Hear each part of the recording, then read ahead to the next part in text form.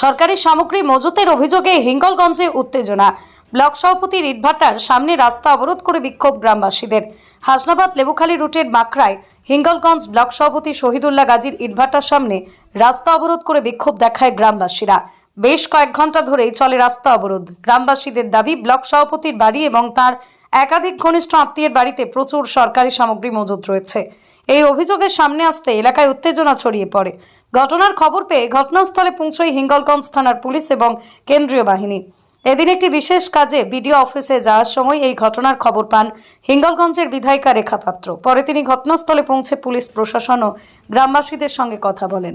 এই বিষয়ে বিধায়িকা রেখা পাত্র প্রশাসনের উপর আস্থা রাখতে পারছেন না বলে ক্ষোভ প্রকাশ করেন। পরে বিক্ষোভকারীরা সরে গেলে কেন্দ্র রাজ্য পুলিশের যৌথ বাহিনী ওই বাড়ি ঘিরে রাখে। শহীদুল্লাহ গাজীর ভাইয়ের বাড়ি এই যে এখানে আমার একদম ডান সাইডে।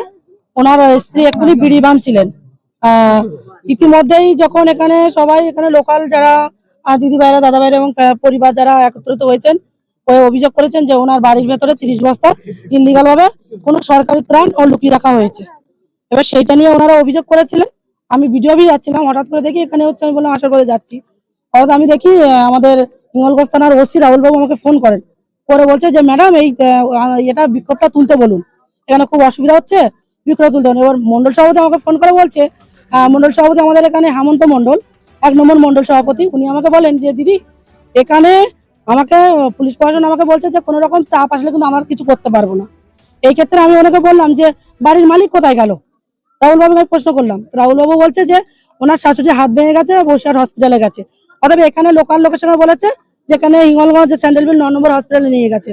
কাউকে বলছে কি যে টাকি হসপিটালে নিয়ে গেছে। তাহলে পুলিশ প্রশাসন মিথ্যার আশ্রয় নিচ্ছে, তার মানে এখানে কিছু ইলিগাল ভাবে জিনিস আছে নাকি লোকাচ্ছে, জানে সবকিছু। অবশ্যই আমাদের সেটাই মনে হয়, লোকাল লোকের যেটা অভিযোগ সেটাই আমি বলবো। দেখুন আমার একার কথাই কিছু হবে না। এখানে দেখুন অন্তত এখানে কম করে হলেও রাস্তা থেকে অবধি এখানে আমাদের 150 লোক একত্রিত হয়েছে। 150 লোকের অভিযোগ যে এখানে কিছু ইলিগাল মালপত্র আছে। তা আমার কথা হলো বাড়ির মালিককে ডেকে খুলে একবার দেখিয়ে দেওয়াটা আমার মনে হয় এটা বৈধ মতো হবে।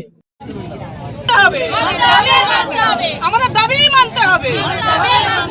তাদের মাল কোথায় গেছে প্রশাসন বের করবে।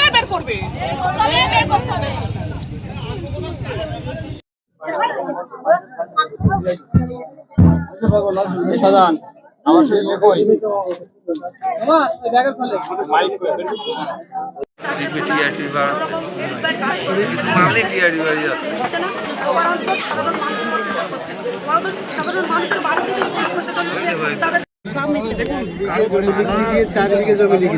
তালা তো আমরা কোন হসপিটাল আছে আমাদের এখানে লোকাল ছেলেরা চলুন, আমাদের গাড়িতে চলুন, 2-4 জন গিয়ে আমরা বসে হসপিটালে তারপরে আমাদের তালা খুলতে হবে। বাকি স্যার আমাকে ফোন করে বলেছে এই যে রোডে দুপারে গাড়ি জমে আছে কি বলবেন? উনি আমাকে বললেন বসে হসপিটালের কাছে ওখানে ইনফরমেশন করতে বলুন। এটা তো আমরা গাড়ি দিয়ে রাখছি। এই বাড়ির মালিকের সঙ্গে শহীদুলের সঙ্গে কথা আছে, শহীদুলের প্রশাসনের সঙ্গে কথা আছে।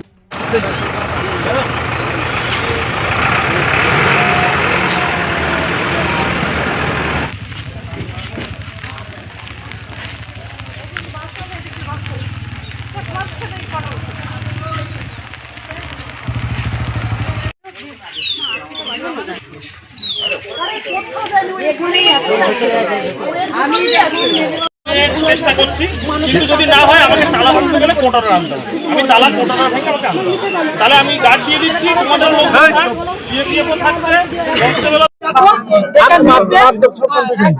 আপনার কাগজে কলমে যে জায়গাটা কিনেছেন সেই জায়গাটা আপনি করবেন। আমার মাপজোক সব কমপ্লিট হয়ে গেছে, দায়িত্বের সামনে যাওয়ার জায়গা আছে। আমি স্যার আপনার সঙ্গে আমার কথা হলো কখন?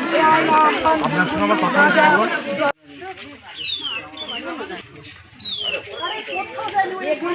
অবশ্যই ডাউট আছে। দাঁড়ান, কেন? যেহেতু প্রথম যখন আমরা বললাম ওনারা গায়ে মাখলো না কিছু, ও ঠিক আছে যান আমরা দেখছি, এ করছি তা করছি। কারা? পুলিশ প্রশাসন হ্যাঁ এটাই বলেছে। তারপরে বললো ঠিক আছে 1 ঘন্টা ওরা টাকি গেছে, আমাদেরকে বলে গেল 9 নম্বর গেছে। কেউ বললো ওনার কোথায় ট্যাংরানা, কোথায় বাপের বাড়ি সেখানে গেছে। কেউ বললো বাচ্চা আনতে স্কুলে গেছে। তাহলে পুলিশ প্রশাসনকে তো বারবার জানানো হচ্ছে, একটা মহিলা একটা পুলিশ প্রশাসনের কথা শুনলো না, ফোনটা সুইচ অফ করে দিল, পুলিশ পারলো না একটা লোকেশন থেকে একটা মানুষকে আনতে। কি চাইছেন আপনারা? চাইছি তালা ভাঙা হোক, আমরা দেখব পুলিশ প্রশাসন আমাদেরকে সাহায্য করুক বা না করুক, আমরা এর শেষ দেখে ছাড়বো। আপনার নাম? আমি লতিকা সর্দার। তৃণমূল প্রশাসন এতটাই অযোগ্য যে একটা মহিলাকে বাড়ি আনতে পারছে না এতক্ষণ ধরে বাড়ি আনতে পারছে না।